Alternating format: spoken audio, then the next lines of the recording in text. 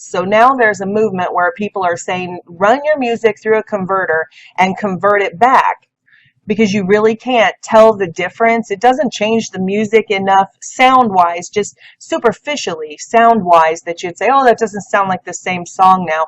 But it does change the underlying, those tones, how they affect your mood, how they affect your depression, how they affect, all sorts of things. They even affect your DNA. They affect the water molecules in your body. They affect many things scientifically and biologically. So you can maintain the integrity of the song and de-weaponize it.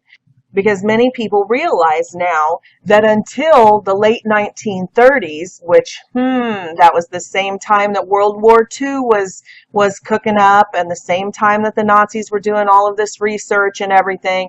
So it's no coincidence that that was the exact era that they began weaponizing music, and they changed it to 440 hertz. Somehow, even though technically World War II had already started, because Nazi Germany had already invaded Poland, but somehow they were able to overlook their differences and come together on this music conference, and all the nations in Europe simultaneously changed over and started having all their symphonies and everything play in the 440 hertz and tune all instruments and all the music stores and everything from the 440 hertz. And of course we know the propaganda minister, everybody was set up by the Rothschilds, and we know all of this. We understand all of this. But for some reason we don't seem to be taking this seriously, that there is weaponized music, and every one of our children and adults have these earbuds in that are retuning their brains for destruction. The entire Western world. And then by 1953, it became the ISO 16 standard. So I want to talk about that a little bit and even take it further and show you how the occult has indeed systematically used the music industry for mind control with frequencies, as well as just the social and the peer pressure and all of that. And I want to take it through all of the stages, from the 1940s to the 1950s to the Vietnam War era, into the 1970s, into the raves and everything now, and how the deep state CIA have used these psychotronic weapons in the music industry, and how they are directly related to the deep state occult practices and the Luciferian practices, and that they've done this wittingly. They have literally weaponized the music. Through the ages in which classical music was tuned to 432 Hz. This frequency is said to be synonymous with organic projections from nature, human beings being a projection, of course, of nature. So 432 Hz was the frequency in which instruments pre-1939, again for the most part, was used in Europe and around the world. But that all changed in 1939, when an international conference held in London recommended strongly that the world frequency, at least in regards to tuning instruments, be changed to 440 Hz. After this date, the BBC, among many others around the world, required their orchestras to tune to 440 Hz. This slowly changed the tuning mechanics, now being used as an industrial standard, to 440 Hz. A major change from the organic 432 Hz to the 440 Hz. Only 14 years later, in 1955, 440 Hz became the standard that was adopted by industrial standards worldwide. The question people are now asking is, was there a more sinister reason for the change? Since a number of researchers have stated that people feel differently under the long-term influence of music and broadcasts at 440 Hz than they actually do at the natural organic broadcast of 432 Hz. So let's go over just a few of the scientific implications of these numbers. If you've watched my channel before, you know I'm always talking about frequencies and how the dimensions, physicists have discovered that there actually are other dimensions.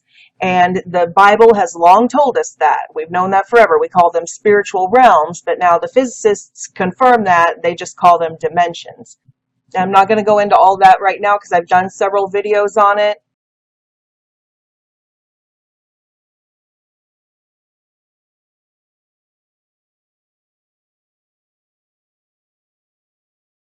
But for the purposes of this video, I want to talk about the math and frequencies in respect to music. Like I discussed in all those videos, that these frequency dimensions come in octaves, like a rainbow. So this math could be described as music. The matrix, the creation that we live in, could be described as a song or the Word of God. And as with any song, people who play music and can read music, they know you have to keep time. You keep time. So this frequency range of music, which used to be 432, is now being changed to 440. So it could be said that someone is changing time.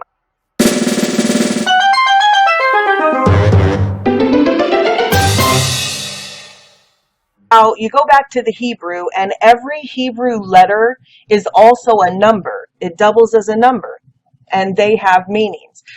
And the number 4 essentially means door or a gate, a doorway, open door, gate, stargate. It's a 4, it's a door. So by them changing this to a 440 frequency, they're obviously opening some gate, and you can see the countdown. When it's related to time, these numbers, see, all of this is mathematics. If you studied the 369, well, Len Horowitz has some great videos on that. Please go check that out.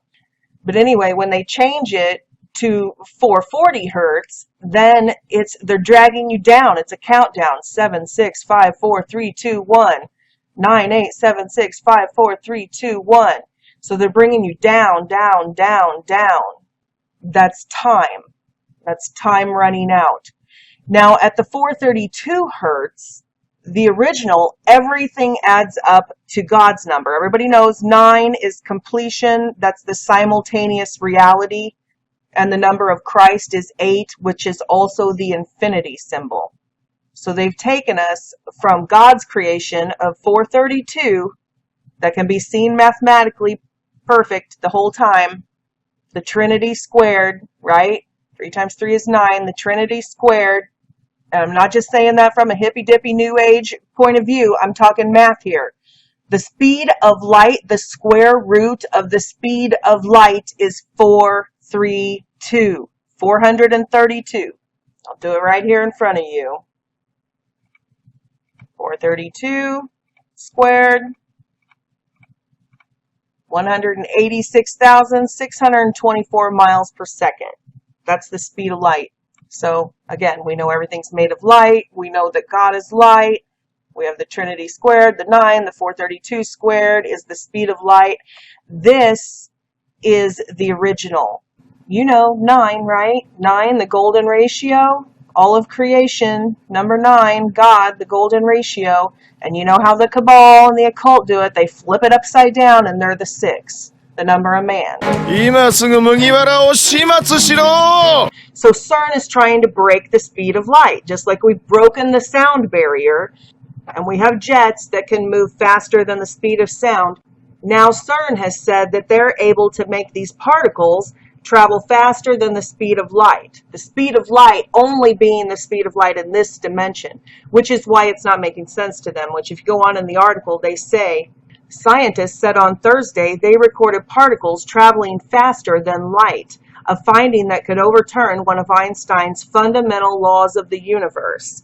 And see, like I just said, it's not that it overturns anything that we know already. It's just that that's the speed of light in our dimension, in our frequency range. So, you know, scientists have